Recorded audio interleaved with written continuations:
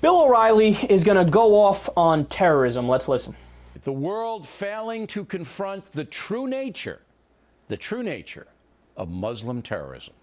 That is the subject of this evening's Talking Points memo over the weekend. Another vicious terror attack, this one in Nairobi, Kenya. Scores of innocent people massacred, gunned down in a shopping mall. This kind of terror activity now a growing industry throughout the world, and there is a reason why.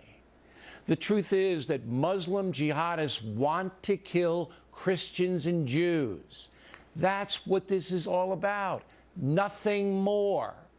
The Muslim jihad believes that infidels do not deserve to live. But you will not hear the leaders of the world say that, including President Obama. They will not tell you what is really going on here. This is simply about murder.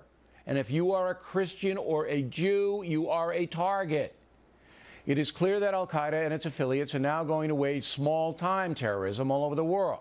They will burn down Christian churches, attack Jewish synagogues, and if they can, launch another 9/11. And then there are the horrific attacks by jihadist Muslims on other Muslims. In Iraq alone, more than 4,000 civilians have been killed this year by other Muslims. In Pakistan, a pair of Muslim suicide bombers killed at least 81 Christians just yesterday at a church. In March, a Muslim mob torched 200 buildings in a Christian neighborhood of Lahore, Pakistan. In Egypt, 60 Christian churches were burned during a 4-day period last August, all by Muslims. Talking points could go on. And what is the Muslim world doing about it? Nothing. Pakistan, for example, allows terrorists to live in the northern part of the country, pretty much unmolested. From there, they can launch attacks on Afghanistan and blow up Christians inside Pakistan. Iran pretty much supports worldwide terrorism with arms and shelter. Yemen, a safe haven for Muslim terrorists. Somalia, another chaotic place where terrorists can pretty much do what they want to do.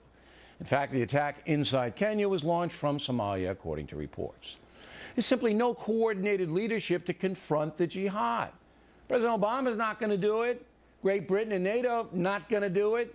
In fact, the most aggressive country fighting the jihad is France, if you can believe it. Recently, French troops defeated al-Qaeda in the African country of Mali. France gets it. The French understand the danger from fanatical Muslims. We're living in a cowardly world, and the terrorists know it. Sadly, we can expect more death and destruction because the jihad is just getting started. Yeah, you know, when I first heard that, my thought was, Bill, what's your main point? Like, what are you trying to get at? Why are you doing this? I mean, it appeared as if Bill was hinting at the idea we should invade everywhere.